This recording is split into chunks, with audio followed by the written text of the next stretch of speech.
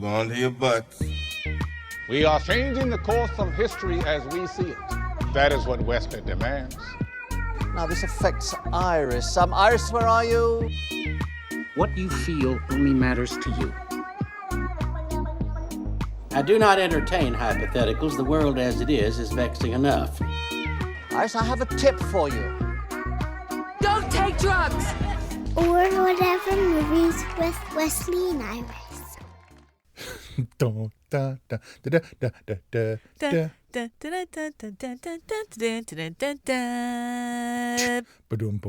What up, and welcome to Or Whatever Movies. My name is Iris, and I am here with my older brother. Hello, my name is Wesley. Today we're talking about a movie from 1984. You guessed it, Beverly Hills Cop. Now available on HBO Max. Do you remember when we were in Mexico or something, the guy carved our names with a little wire saw out of brass rings? Totally. And they turned our fingers green. Do you remember that? Of course. He spoke Spanish, and he had never seen our names, I don't think. Mom wrote them down, and he said, Wesley.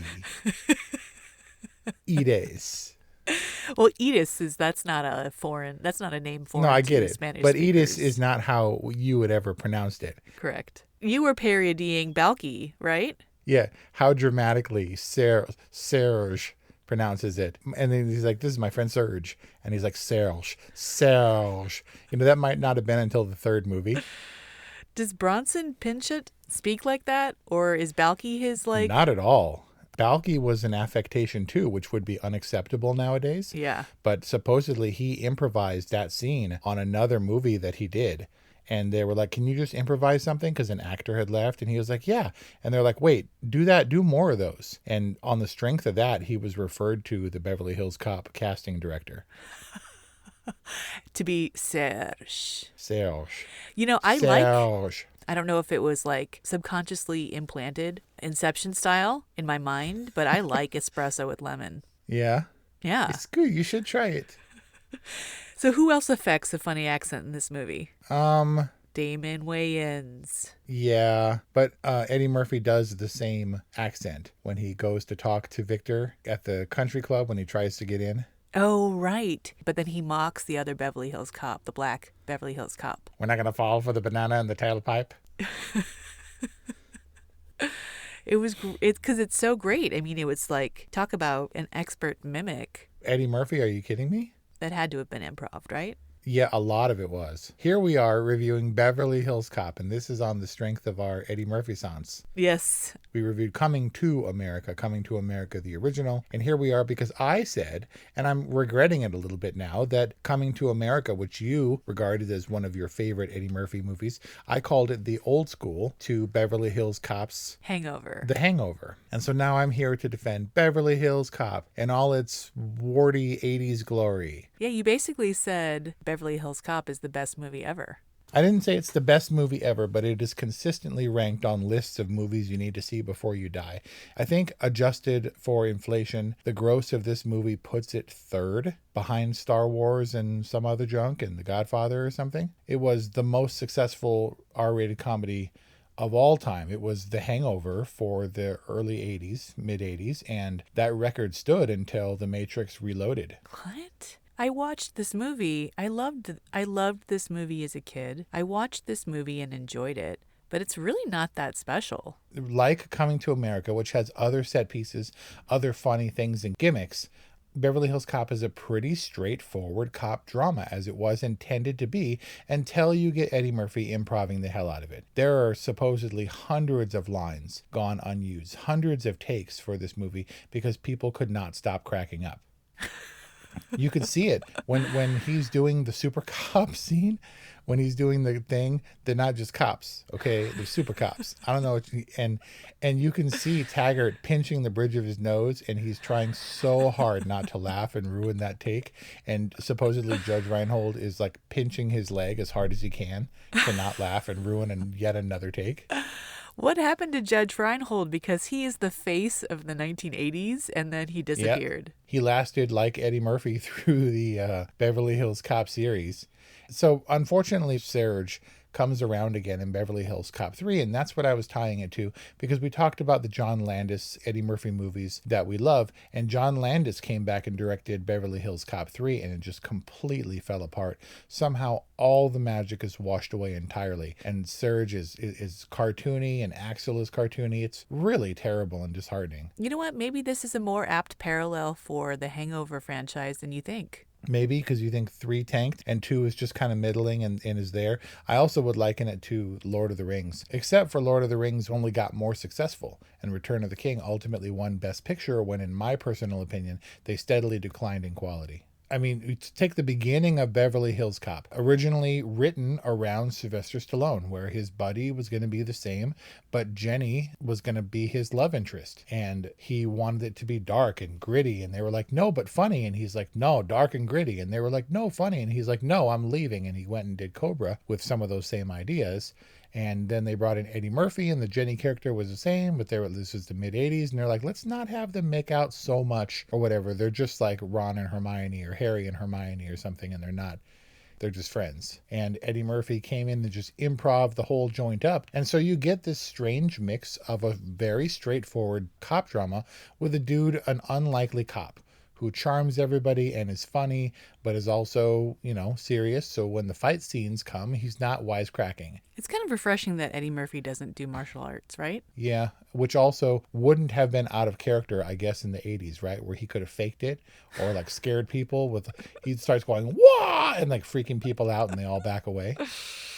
I liked the amicable, the almost buddy cop nature of the relationship between Axel and Jenny. And they never explain, and maybe because it was never written, but they never explain the backstory, like how they knew each other, why they were such good friends. I mean, I guess they were school buddies or whatever, but... Right, and I think they were all from Detroit. And then Jenny moved to L.A., and then Mikey went and got a job with her after being a ne'er-do-well for so long. Right, but their friendship is obviously enduring, and we accept that as the characters do. And you remember when they go into the hotel room, when they check into his suite, or he's already in the suite, and they go upstairs and he orders Taggart and Rosewood the shrimp salad sandwich? Right, yes. It's pretty telling, because she walks into his hotel room and just like plops on the bed, all seductive like, but it's not. It's never meant to be a thing.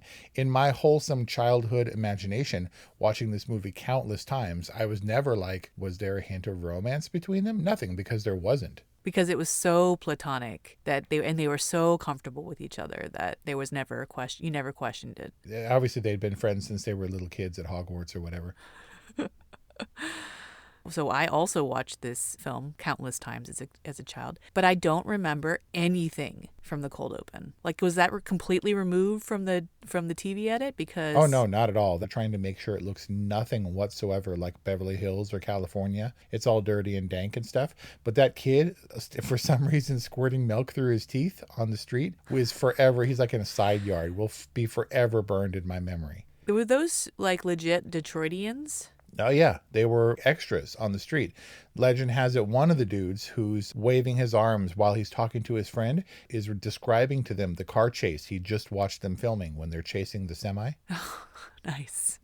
It's out of order. Yeah. But it's just, people on the street. There's 2 people walking down the street, and they turn around and give the camera a look that is so authentic that it has to be like people being like, why are you filming me, butthole? Yeah, butthole. Okay. But it's not like Beverly Hills. I mean, you can do that in Detroit and, mostly in the 80s. But going to Beverly Hills, they had a lot of trouble. They could only film in certain hours, in certain places. They had to look a certain way, blah, blah, blah. So other than being Axel's background and showing him as a cop in Detroit and getting yelled at by his boss, he doesn't stay there. And we move pretty quickly away from Detroit. Yeah, I don't know. I just didn't remember it, but I remembered very clearly, and I laughed with delight when I heard it, him saying, "This is nice." I know it's a terrible impression, but do you know what I'm talking about? Yes. He's in the jail cell? Or no, he's in the cop car. I guess he says This it a couple is of times. nice. When he's walking up to the, if I recall the correctly. police station. Yeah, he's the walking city up, hall or whatever. and yeah. it looks like, and it's gorgeous. It's got palm trees and fountains, and It is, because they planted all that stuff. I'm sure. I guess when they got to it, it was pretty seedy, and they were like, this is Beverly Hills. We got to jazz it up. But he does say that about the cop car, where he's like, "This is the nicest Nice. cop car I've ever That's in my been in." apartment. But we talked about this, about the Troop Beverly Hills Cop level of Beverly Hills, where everything is all shiny and polished and manicured and beautiful. Oh, like swimming pools and bougainvillea. Yeah, and, exactly. And the city of Beverly Hills was so restrictive that scene where he's laughing at those dudes, I thought they were Michael Jackson jackets, but I think they were maybe a combination of that and the Eddie Murphy Raw and Delirious jackets that he wore, or those leather suits that he was wearing. Very Because meta. there was Delirious, he did red and he did blue. Yeah. Now, don't quote me because I don't know exactly where they fit into the timeline, because this kid, Eddie Murphy, was like 19. He was like 20 years old when they filmed this movie. It's unbelievable to think of this. And it feels, I mean, Beverly Hills looks and feels glamorous, but this movie doesn't feel polished or blockbustery, right? It feels like a little cop drama. It does. And the drama itself, the plot itself, is pretty straightforward. It doesn't do the campy stuff that Action Jackson does 4 years later. And Yep. even though Axel Foley is funny, he's pretty grounded. And when he gets knocked out at his apartment, when they come back all drunk, he gets pistol whipped, and then he's just like out for the count. He doesn't struggle like an action hero because he wasn't. Axel Foley relied on his wits and his humor to get through most situations. But also Martin Brest, who directed a number of movies, he had never done a movie like this. He had certainly never filmed action scenes, didn't know how to do it. He was pretty concerned, watched a bunch of movies. How do I do action movies right? And this was his version, which maybe against the odds, bypassed Action Jackson and all those 80s action movies in people's minds to be a real success for 80s cop movies. So a grounded movie, but is it more? Does it go even deeper? Is there a message in Beverly Hills Cop? I don't think so. I think it's the classic fish out of water tale with a really charming fish. I mean, as platonic as their relationship was, Axel and Jenny, I wasn't looking for any trace of romance. Neither did I really care or fully understand as a kid what was happening with Victor Maitland. He was a smuggler, and he had the bearer bonds that got Mikey killed, but also he was a drug smuggler. And if those tied together, and he was an art dealer, which I guess was the front. I really had no idea what was happening behind the scenes. Yeah, I guess, I mean, how many kid favorite movies? How many movies have we reviewed from our childhood? Beloved movies from our childhood? I mean, at this point, a handful. And I think it's clear that when you're a kid, you're watching for performance and whether or not these characters are engaging or funny. And you can kind of care less about the plot, if you understand it at all. And even the humor, it's not about any underlying messages or like the bite of the humor. It's like, did they deliver it in a funny way? But I think that this movie it certainly doesn't hit anybody over the head, but it's dealing, the whole premise is based on, you say it's fish out of water, and it's fish out of water because it's a black detective from Detroit in a white cop precinct of Beverly Hills. Like the whole foundation of the movie is set on racial juxtaposition and criminal juxtaposition, like a wealthy white criminal versus the minority criminals of Detroit, and how Axel is completely functioning on a basis of loyalty to his friend, and he just kind of happens to have a detective background. Like there's stuff going on underneath the surface of Beverly Hills Cop. Yeah, but it wasn't really meant to be a juxtaposition like that. It was a standard white guy cop drama, a Sylvester Stallone actioner. And when he left, it incorporated some of those elements, probably largely due to Eddie Murphy. I know that Martin Brest was very uncomfortable with some of the racial stuff, like him going in without a reservation and playing the race card to get a room in the hotel by yelling loudly about racism. Yeah. The director was very concerned about that, which Eddie Murphy entirely ad-libbed. Maybe not entirely, but he definitely didn't expect him to yell, as long as they don't sit in the Beverly Palm Hotel, because there's no N-words allowed in there, really loud. And he wrestled with himself about whether or not to keep that in, and ultimately he did. Because I think when Sylvester Stallone leaves the hole in this white dude cop movie and Eddie Murphy comes along, he is the king of plug and play. He can make it into something different, and he fills a hole in the way that you didn't expect him to do. Please don't use that as a poster quote. It sounds wrong. So you don't feel like racism plays in at all? I think it does, but it's a byproduct of Eddie Murphy being in the role. I don't think this movie came at, what we're going to do? We're going to tackle the issue with the whiteness of Beverly Hills and race relations. I don't think that's a factor. I mean, maybe not going in now that I understand the backstory that this was actually developed with another actor in mind. And Eddie Murphy brought his particular sensibility and flavor to the film. Was it a new concept at all that rich people are crooks or to explore criminality of the rich? Well, maybe there was that level of entitlement. There comes with this otherworldly Beverly Hills is better kind of vibe. But yeah, white collar crime is something that Axel, I don't think, ever really got into. This idea of an art dealer beyond suspicion, beyond reproach. Beverly Hills beyond the idea that there would be a criminal underworld. Yeah. And the hard scrabble cop from Detroit is there to expose it. Right. I mean, is it convenient? Does it service this movie? Or do the ultra rich white collar criminals supply all their security detail with fully automatic Uzis to guard their compound? Everybody had a machine gun. Well, you got to have the final showdown. Yeah, right. But I'm not sure that that's actually happening. And what blows my mind is the context and how I never made this connection. That mansion, this doesn't matter to you at all. Same mansion used on this like remote isle in South America for Commando, with Arnold Schwarzenegger running around blowing away mercenaries in South America somewhere. Val Verde, I think. Same mansion, but this is Beverly Hills. Interesting. I wonder if it even is in Beverly Hills. Probably not. I don't know. To imagine Beverly Hills already expensive enough, you got to be quite an art dealer or an arms dealer or a cocaine dealer or something to have these sprawling grounds where you can't, it's like, okay, you're over there by the bathhouse or the sculpture garden or something. You can't even place yourself like geographically pin down your own location because it's so huge, this estate. Right. It is gorgeous, though. All right, I have a question for you. I'm ready for questions regarding this movie. Well, this is a general cinematic question. Why, when somebody interrupts a fancy dinner or lunch, does the luncheoner always introduce their guests to the intruder? It's civilized. Come on, have a little class.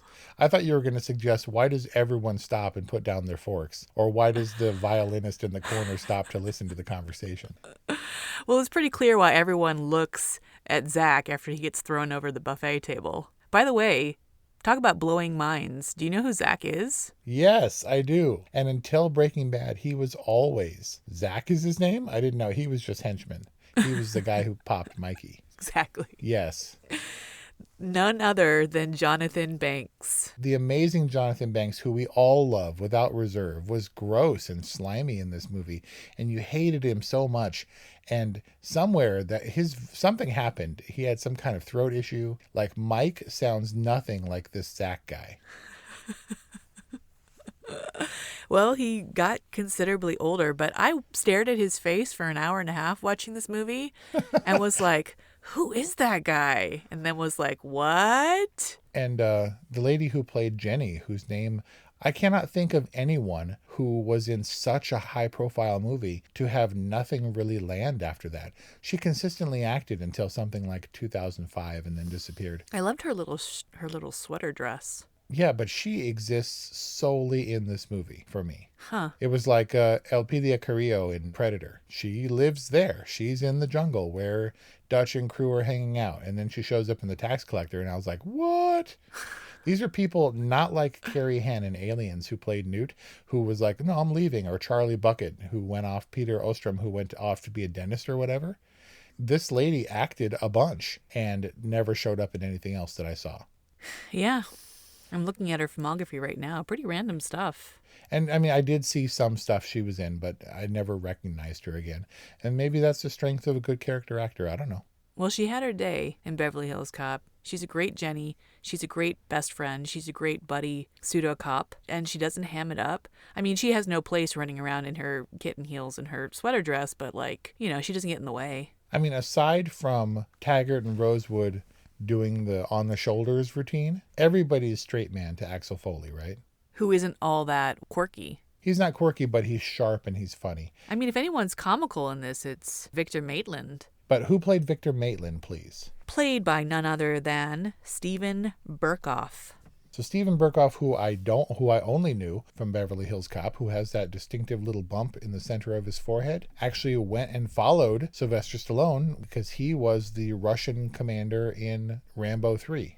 Was that a good Rambo? Aren't there like 8? all series for successful movies get cartoony and dumber as they go along. If Beverly Hills Cop is a serious cop movie, kind of like Lethal Weapon, I guess in a way, then 2 and 3 were just comic farce. They leaned into the comedy. Maybe The Hangover got more and more ridiculous as we went. I know that First Blood is a pretty serious post-Vietnam PTSD movie. And then we got the Rambo that everybody knows. Rambo, First Blood Part 2 and Part 3. It goes off the rails. But we're talking about an origin story. We're talking about the first time we see Axel Foley and the best time. You know, this movie has a lot of very well-known scenes. I don't know how, but I forgot about the banana in the tailpipe. Is that the best scene in Beverly Hills Cop? How could you forget about the banana in the tailpipe? No, I mean, I remember it because this is before I could drive. And I remember thinking, when I get a driver's license, I'm going to try this on somebody. I hope nobody tries it on me. Does it work? Has it been snoped? I have no idea. In the script, I know it would probably work is if you block the entire exhaust pipe, because the scene originally as scripted called for a potato. Oh, potato in the tailpipe. Yep, which sounds way dirtier for some reason, even though banana is pretty phallic. Potato in the tailpipe sounds way grosser. But I guess they got to a stage in scripting, or logistically speaking, so they're like, where is he going to get a potato? Like, is he storing hey, I'm going to make a stop at the store to get a potato. So they needed something he could grab from the buffet, and bananas was it. Speaking of phalluses, he literally talks about it being okay to get a boner while on duty. You're talking about the strip club scene? Yeah, which was so unnecessary and so 80s. Come on. I mean, it was 80s in that you could do anything you wanted in a comedy because you weren't concerned about the rating. Yeah, so let's just throw some boobies in and have a random, very convenient strip club robbery? Yep. Well, it was an adult movie, right? I don't think this movie was meant for kids at all, even though all the kids I knew watched it. But this was also a time that fizzled out in the 90s when the internet came to prominence, where in order to see boobies, it wasn't as easy as you think. Movies were a real outlet. You'll notice that in the 90s, the devoted sex scenes really dried up. There was no real need to be salacious. Are you saying because everyone got their porn fix online? That's really weird. I'm saying that you could access it, and movies weren't exactly, it didn't rely on that to get eyeballs on the screen or boners in the jeans. Is it okay to have a boner while you're on duty? I don't know. I've never been a cop.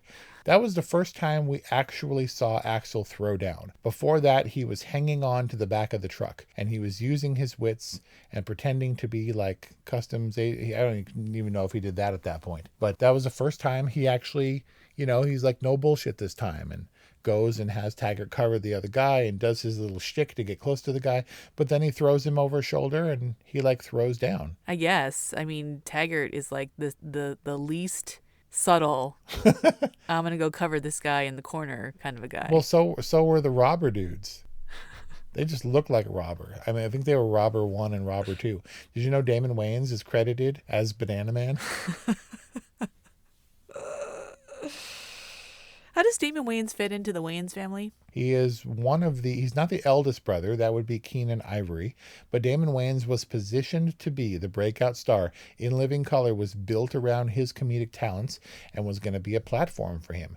As a matter of fact, Eddie Murphy recommended that he be cast in Beverly Hills Cop because he said he was one of the funniest comedians out there, and that Damon Wayans is the reason he stopped doing comedy. He's like, there's so many up-and-comers, and there's this kid, his name is Damon Wayans, and he's amazing, and that's the reason I'm not out there doing stand-up comedy, because he didn't have to. Of course, he had his full-fledged movie career.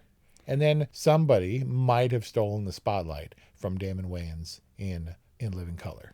I'm guessing you're not talking about David Alan Grier. I am not. Jamie Foxx. Nope. Jennifer Lopez.